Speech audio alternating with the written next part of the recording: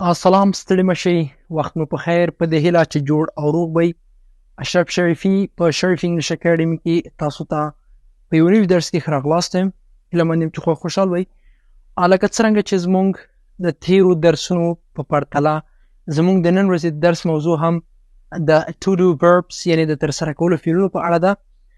مخکې له دې نه چې زه تاسو ته درس تشریح کړم غواړم دا تاسو ته ووایم موږ تل کوښښ کوو تر څو ستاسو دپاره په دغه چینل کې د انګلیسي زده کړې په برخه کې هغه ویډیوګانې اپلوډ کړو کوم چې تر اوسه پورې په یوټیوب چینلونو کې ډېر کم داسې ویډیوګانې لیدل کېږي.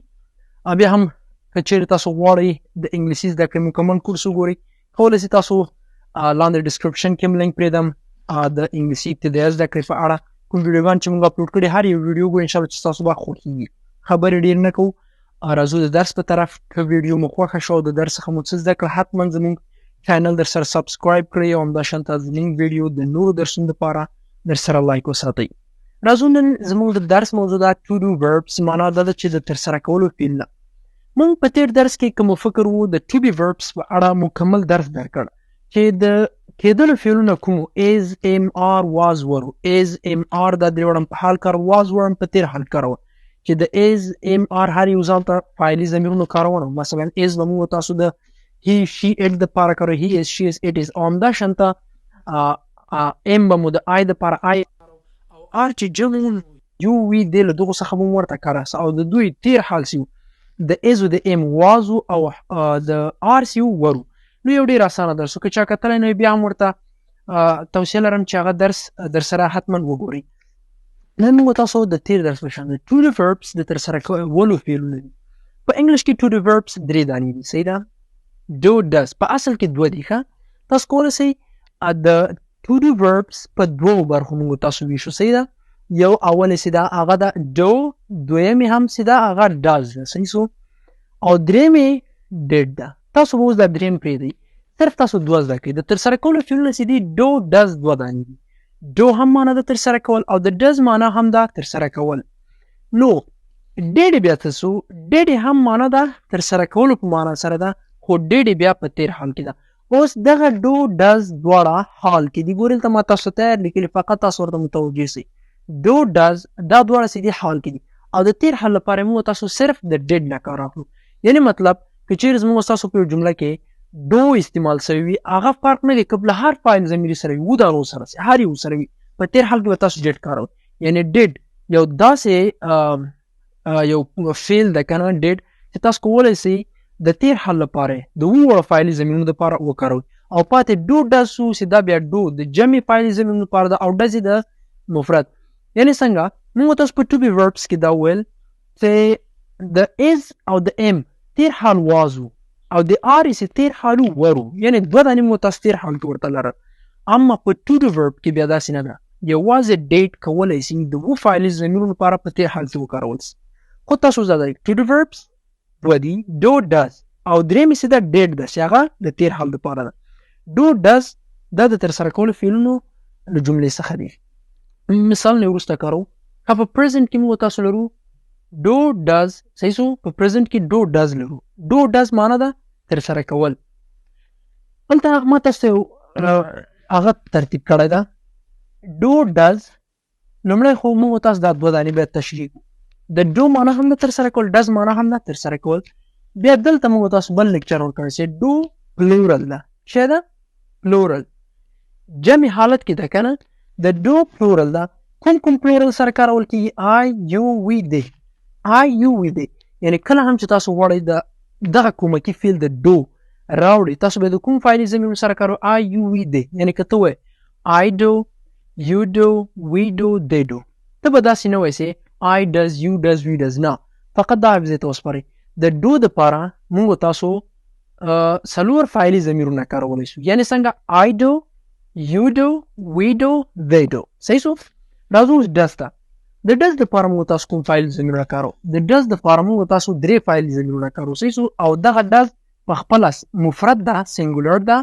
نو تاسو به he she it، یعنې he does she does او it does، د دغه درې وړو دپاره به تاسو څه کاروئ؟ د does څخه کار اخلئ. پاتې کېږي یو څه چې هغه ته ویلی سي did.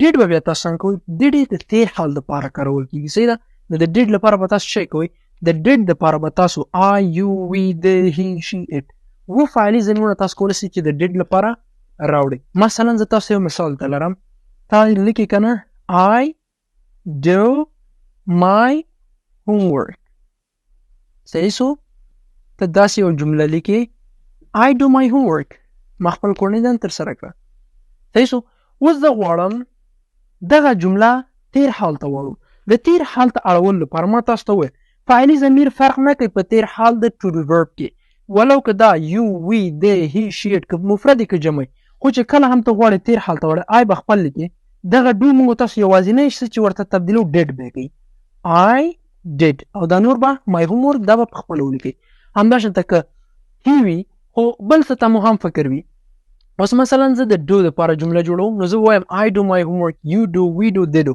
کله هم چې تاسو he she it لیکئ نو تاسو مثلا دلته داسې نه سئ ویلی سي ووایي he do the homework نه دا غلط ده تاسو به څه وایي he does the homework she does the homework it does the homework صحیح سو نو فلهذا زموږ ستاسو د نن ورځې د درس موضوع همدا ده دلته مې څو نور مثالونه هم لیکلي I do my homework you we they او د he she it لپاره به له does نه کار اخلي یعنې له I you we they لپاره به تاسو do څخه کار اخلي کله هم چې تاسو غواړئ he she it راولئ نو بیا به د does کلمه راولئ بیا په simple present tense کې موږ تاسو یو structure لرو کله هم چې he she it راځي بیا زموږ تاسو مثلا he does وایي که نه she does وایي کله چې سوالیه راځي هغه کوم فعل چې اس یا ای سره اخیستی وي هغه له منځه ځي هغه به انشاءالله په زمانو برخه کې وي خو نن درس کې به تاسو صرف دا زده کوئ صحیح ده په نن درس کې به تاسو زده کوئ دا زده کوئ چې to do verbs په انګلیش کې دا درې دي do does did صحیح سو او یا هم داسې ویلی سي چې دوه دي do does دا اصلي دي پکې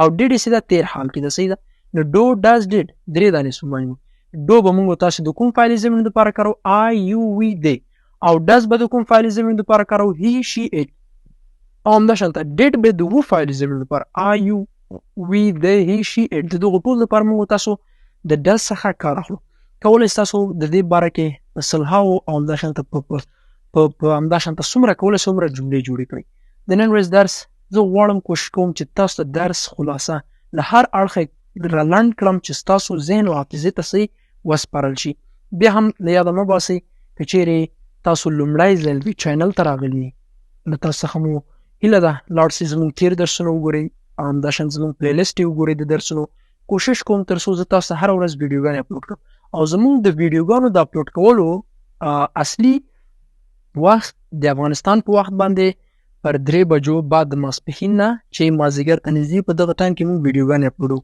کولی شئ تاسو زموږ هره ویډیو په همدغه چینل کې کله چې په 3 بجو کې نشریږي نو تاسو کولی شئ په اسانۍ سره ورسئ او دغه درس تر پایه وګورئ انشاءالله چې دا درسونه به تاسو ته 100% نتیجه بخش وي او نتیجه به تاسو ته درکړي بیا هم زموږ د همکارۍ او سپورټ لپاره همدغه چینل در سره سبسکرایب د نورو درسونو دپاره تر بلې ویډیو چې زه بیا راځم تاسو ټول پاک لوی بخښونکي خدای سپارم تر بیا ښې چارې ښه وخت